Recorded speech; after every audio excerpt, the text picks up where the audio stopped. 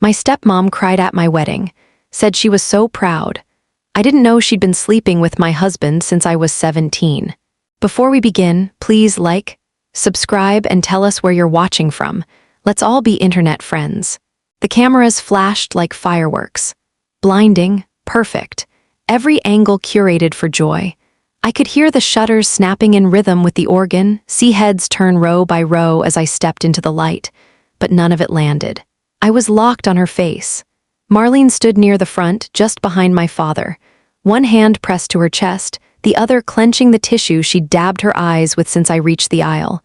Not weeping, not showy. Just the soft, trembling kind of crying that made people whisper, "She must be so proud." I smiled. Everyone said I looked radiant that day, that I floated down the aisle, that Ethan's face lit up when he saw me in the dress. But I didn't see Ethan, not at first. I saw her. Saw the way her eyes flicked toward him, not me. The way her lips trembled, not with emotion, but with something more brittle, something fragile. Back then, I thought it was love. I thought it was the culmination of everything she'd done for me. All the years of stepping in where my mother left off. All the late-night talks, the prom dress fittings, the birthday cakes with frosting too sweet, and candles that never went out on the first try. I thought she was crying for me. I didn't know she was crying because I didn't know. Not yet. She used to braid my hair in the mornings before school. Pulled it tight, too tight, the way mothers do when they're trying to make something neat out of a mess they didn't create. I'd wince. She'd call me dramatic. Then she'd hand me a granola bar and say I looked beautiful. Marlene moved in a year after my mom died. I was 10. My father said she was a blessing, said she was patient, said she didn't try to replace anyone, just wanted to help, just wanted to be there. She never pushed. Not directly. She brought warmth, not rules. Her presence was soft, maternal in all the right ways. She smelled like citrus lotion and peppermint gum, laughed at my jokes even when they weren't funny, clapped too hard at my spelling bees, took me shopping and called it our time. I called her mom once by accident in the frozen foods aisle. She blinked, then smiled like it meant something, told me it was okay, that she'd answer to whatever I needed her to be. I remember that moment clearly. I thought I was lucky. Thought I'd somehow gotten a second mother when some kids didn't even have one. She told me often that I was her whole world, that she was proud of the woman I was becoming. She meant it. I believe that now, but not in the way I thought. Not in the way daughters hope. He was the one everyone wanted. Tall, quiet, a little aloof in that way that made high school boys seem more complicated than they were. Ethan walked the halls like he didn't need attention, which made everyone give it to him. Senior year, varsity soccer. That crooked smile he never used in photos but always had for me. I was a junior. Shy. All elbows and anxiety. I liked books more than people. Hated the sound of my own voice in class. He noticed me anyway. He was my first kiss. Behind the bleachers after a Friday game, he asked before leaning in. I nodded too fast. He tasted like wintergreen gum and nerves. Marlene was the first person I told. She grinned, hands on her heart, and said, "It's about time." Asked if he was good to me. Said Ethan had kind eyes. That he always seemed steady. I didn't tell my friends for days, but I told her that night. Curled on the couch while she painted her nails and asked questions no one else did. She wanted to know everything, what he said, how he looked at me, whether he touched my hand first or if I reached for his. She encouraged us, drove me to his games, let him stay late for movies, called him sweetheart when he came over and teased us about prom like we were already married. She never once seemed threatened, never once seemed too invested, just supportive, present. When we had our first big fight, something about college plans and distance, she told me love was work. That good men needed patience. That Ethan was worth holding on to, and I believed her. Why wouldn't I? She was the woman who raised me. The one who braided my hair, called me strong, and watched my first kiss become my first everything. What I didn't know was that she was watching something else too. She always knew where he was. At the time, I thought it was thoughtful. Convenient, I'd call Ethan's phone and it would go to voicemail. 10 minutes later, Marlene would knock on my door and say, "He's fine, he stopped by the house." Or, "He called me, his battery's just dead." Always calm. Always reassuring. I thought it meant they were close. that she was the kind of stepmom who treated my boyfriend like family, like a son. Ethan never seemed surprised when I mentioned it, never looked guilty. Just nodded and changed the subject. Said he liked talking to her, that she gave good advice, that she got him. I'd come home from school sometimes and find her in the kitchen, humming while she stirred something.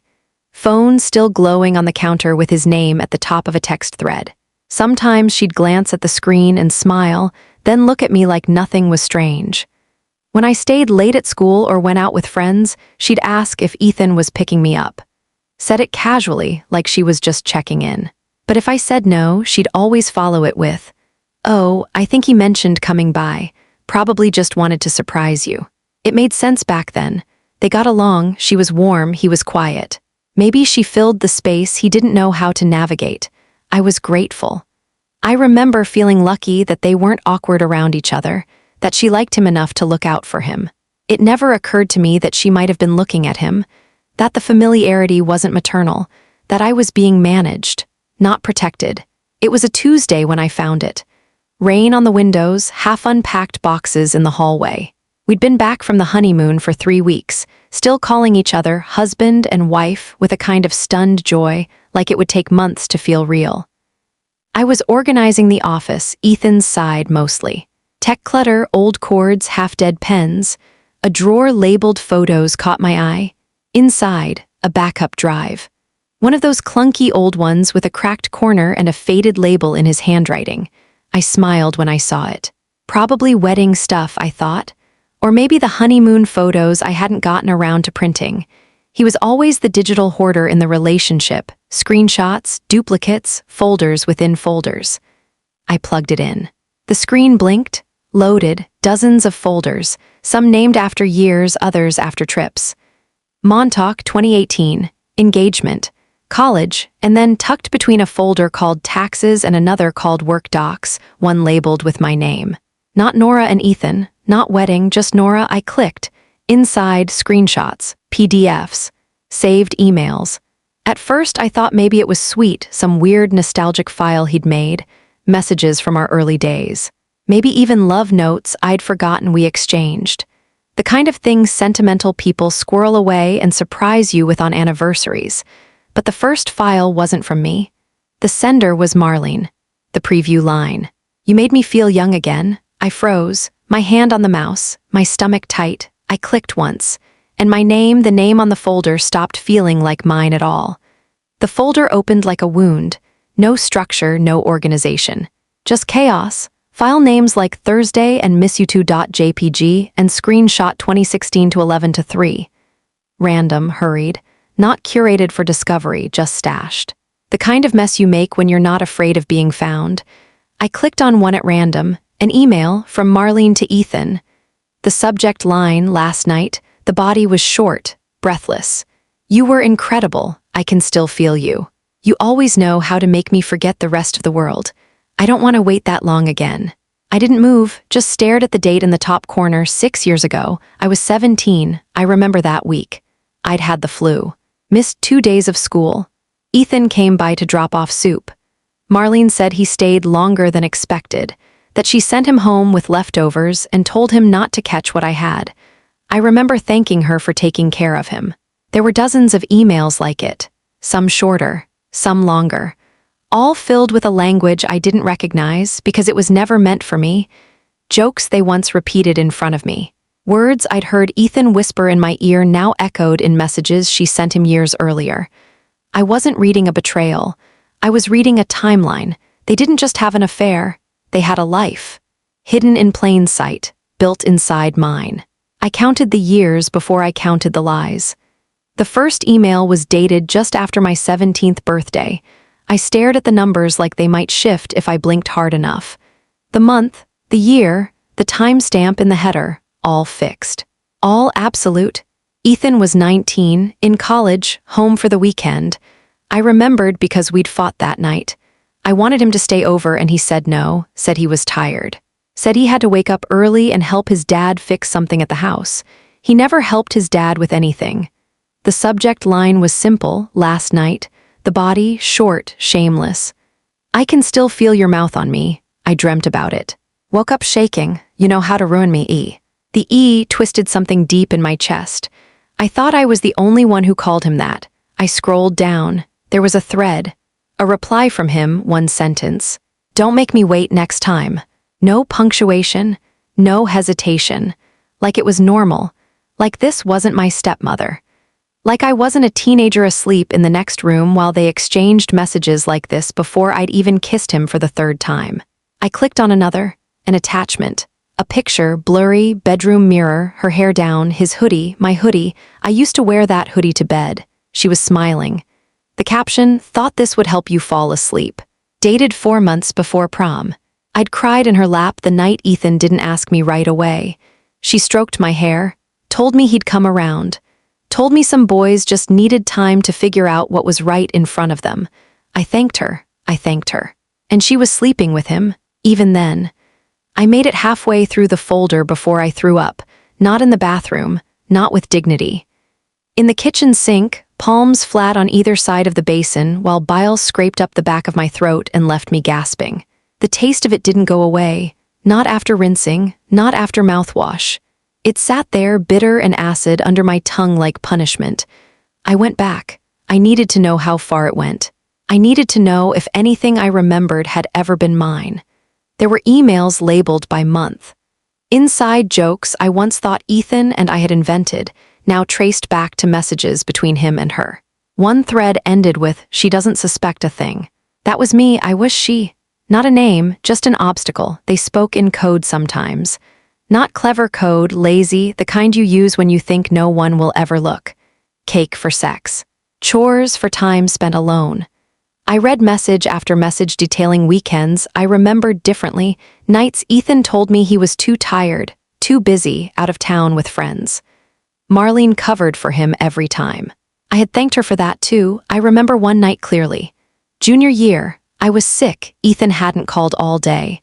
I'd cried in the living room, face buried in Marlene's sweater. She rubbed my back and told me boys were stupid, that he probably just needed space. He didn't. He was at her house. She made him dinner, told him I'd never suspect. Wrote him an email that same night that ended with, I love you. Not in a mother way, you know that. I dropped the mouse. I didn't cry. Not yet. There's something colder than grief. Colder than rage. It's the stillness of realizing that your entire life has been narrated by someone else. That your memories aren't yours, they're edited, cropped, scored to someone else's music.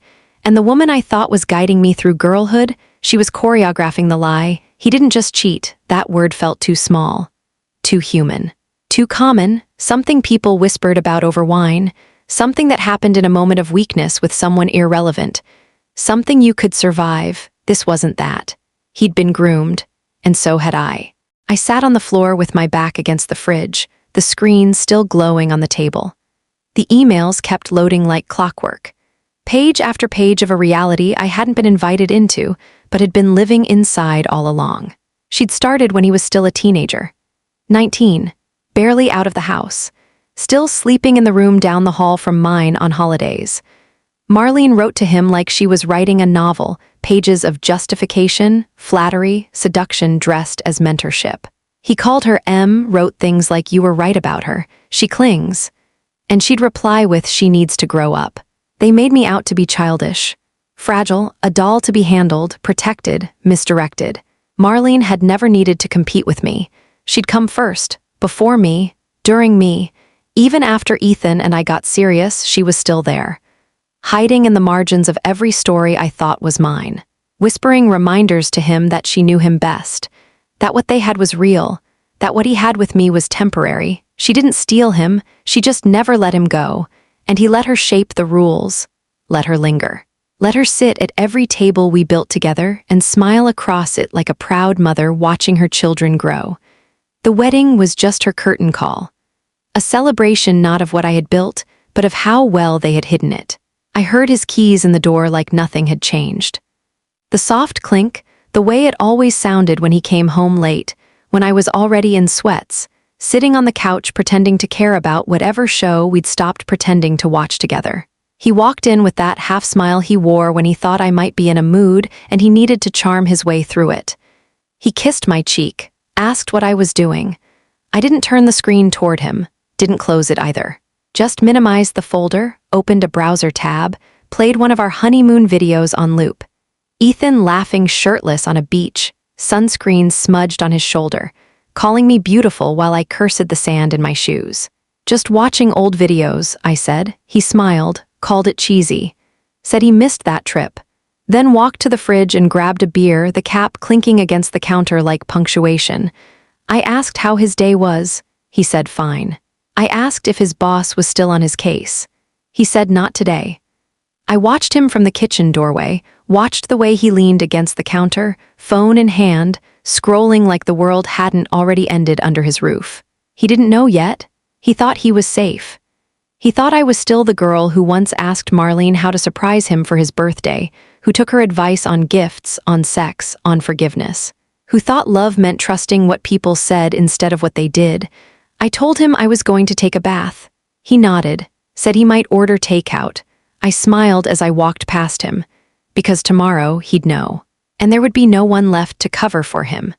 I downloaded the wedding footage that night.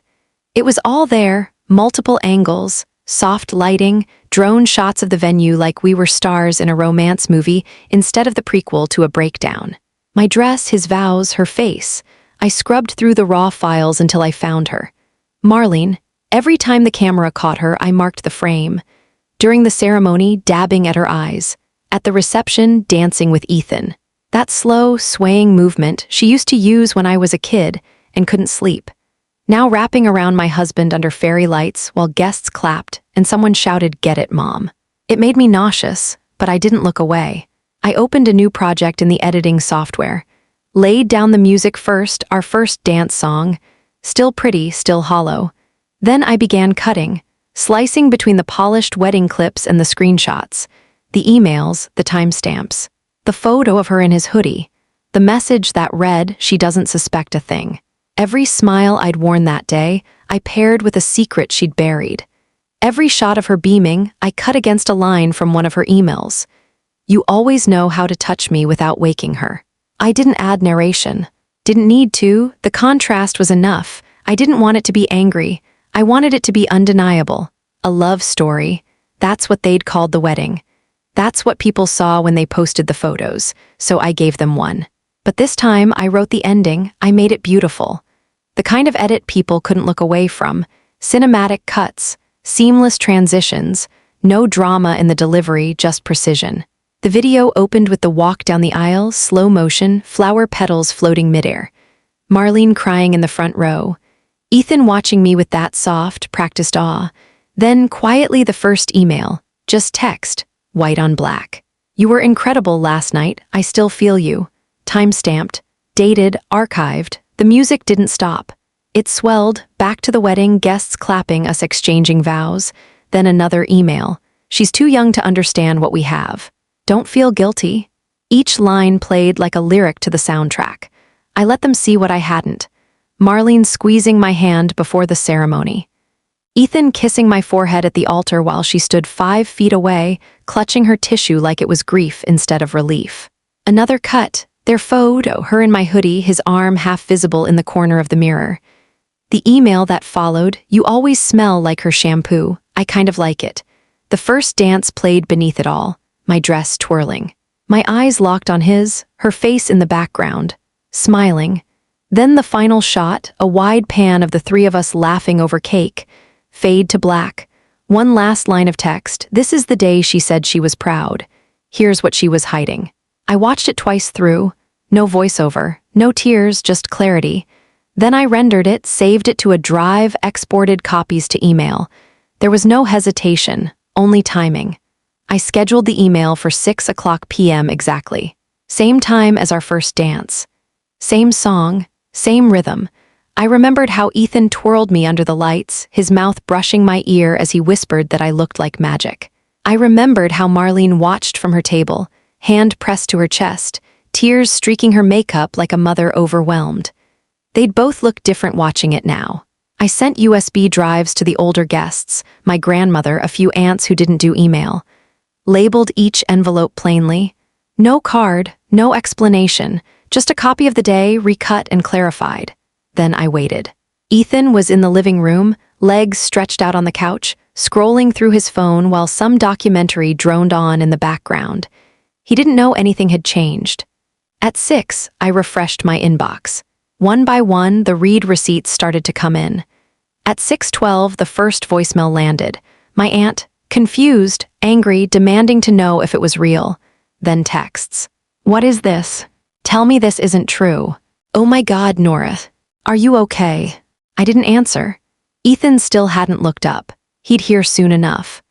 And when he did, I wanted to see his face as everything unraveled, not with rage, not with accusation, just the quiet certainty of someone who'd already lived through the fire and walked away with the matchbox. At 6:19, my cousin sent a voice note. Whispered, shaken, "You okay?" she asked. I listened to it twice, then deleted it because I wasn't okay. But I was ready. It started with a thud. Ethan's phone hit the coffee table harder than he meant to. I looked over. His face had gone pale, eyes locked on the screen like it was delivering a death notice. He didn't blink, didn't move, just sat there, frozen. Then his voice cracked through the quiet. "What the fuck is this?" He was holding the phone out like it had betrayed him, like he wanted to throw it but didn't know where. His hands were shaking. His mouth was half open, caught between denial and rage. I didn't flinch, just turned back to my laptop and adjusted the volume on a second render of the video. There was a glitch in the audio on the final kiss shot. I wanted it clean. He stepped closer, shoving the phone in front of my face now, like maybe I'd say it was a mistake. A prank, a deep fake. He hadn't learned yet that I didn't lie. That I never had. "You sent this." His voice was wild, frantic, to everyone. I looked at him and then I smiled. "It's the truth," I said. He stammered something, denial maybe, anger. His mouth kept moving but the words didn't land. He looked small now, young, like a boy who finally got caught and couldn't decide whether to cry or scream. I stood up slowly, closed the laptop, looked him in the eye. "Want me to show more?" He didn't answer, he didn't have to. The silence was loud enough. She showed up an hour later, no knock, just the doorbell once, then twice. That same old rhythm she used growing up, like a signature. I didn't move at first. Let it ring, let it echo through the hallway. Ethan was in the bedroom by then, pacing, calling someone, probably her, probably begging her not to come. Too late. I opened the door and there she was. Marlene. In a trench coat too thin for the weather, no umbrella, makeup smudged in places she hadn't checked. Her eyes were wide, jaw tight, breath short like she'd run the last few steps up the porch. She started talking before I could say a word. "I didn't want it to happen," she said. "It wasn't planned. Ethan was hurting, so was I. It started slow. You were so young, so innocent, and he needed something I couldn't give you." I let the door rest against my hip. She kept going. "You don't understand what adult love looks like. It's complicated. It doesn't follow rules. We didn't mean to hurt you. We connected." Connected, that was the word she used for 6 years of lies. For every birthday she helped him plan, every secret she buried in a drawer while smiling across the dinner table. For the speeches, the tears, the dress shopping, the mother of the bride toast. Connected. I stepped back just enough to widen the door. Marlene's eyes darted to the neighbors' houses. A few porch lights were on, one window curtain shifted. She knew people were watching. She didn't move forward. Neither did I. I didn't yell, didn't curse. Didn't give her the drama she probably expected. I just stared until her mouth closed and her excuses withered between us. "Get off my property." She looked at me like she still had a card to play. Like this was a conversation and not a sentence. But when I didn't blink, didn't move, didn't offer even a whisper of softness, she turned. Walked back down the steps, didn't say another word. I closed the door. And this time I locked it. I called the lawyer the next morning, didn't wait. Didn't second guess. I told her I needed an annulment, not a divorce. I wanted it erased, legally, structurally, historically. Like it had never happened. Like I had never said yes to a man whose promises were built on rot. The woman on the phone didn't ask why. She just asked how fast I wanted to move. "I already started packing," I said, and I had. Half the drawers were empty. My clothes folded into boxes with sharp corners and clean lines. No rage, no fire, just removal. That afternoon, I found a therapist. Sent the email. Filled out the intake form. typed the word betrayal into the box labeled reason for visit, and hovered over it for a moment before clicking send. The confirmation came within the hour. First session scheduled. Zoom, next Tuesday. It felt surgical, not emotional, not even sad. Just a cold, precise decision to rebuild something that had been quietly falling apart for years, while I smiled through every family photo and planned centerpieces with the woman who'd been sleeping with my future. I told my story once, just once, to the lawyer.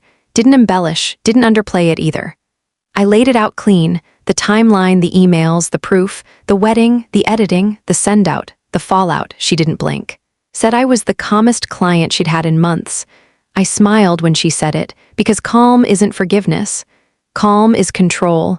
The internet did what it always does. Some people whispered, others shouted. A few said nothing but watched everything. The video made the rounds in private group chats, slipped into inboxes, shared over drinks and side-eyes. My name came up in threads I didn't see, in family messages I was no longer included in. Some people blamed me. Said I was cruel, said I should have handled it quietly like a grown-up. Said airing it out like that was vindictive, dramatic, tasteless, but most didn't. Most people saw what it was. A woman handing back the mask she'd been forced to wear and letting the room see the face beneath it. My godmother sent flowers, no card, just white tulips, like she knew words would only crowd it. My brother flew in from Colorado, left me a voicemail that said, "Say the word and I'll burn their house down," followed by a pause and kidding, mostly. Even my old English teacher emailed, just a line. "You always were too good at storytelling. I hope this one ends the way you need it to." The ones who mattered stayed close. The rest, let them talk. Let them twist it into a version that made them more comfortable.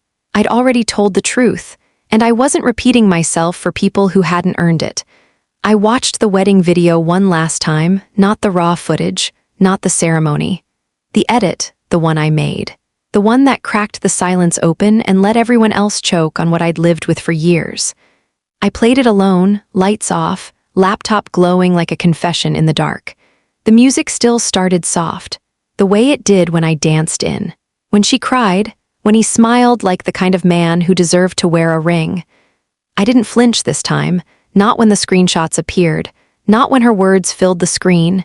She's too young to understand. "You were incredible, I love you." Each line was clean, sharp, nothing hidden.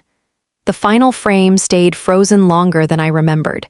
This is the day she said she was proud. Here's what she was hiding. I paused it there, not to mourn it, not to relive it. Just to remind myself what it means to see clearly. The tears at my wedding weren't pride. They were relief, hers, not mine.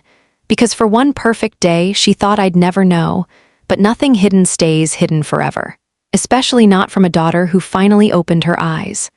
The first headlines came from local gossip blogs, nothing massive, just enough reach to sting. Someone screen-recorded the wedding edit, clipped it into pieces, added text overlays like they were telling a ghost story. Bride exposes stepmother's affair with groom during her own wedding. I didn't share it, didn't need to. The machine ran on its own.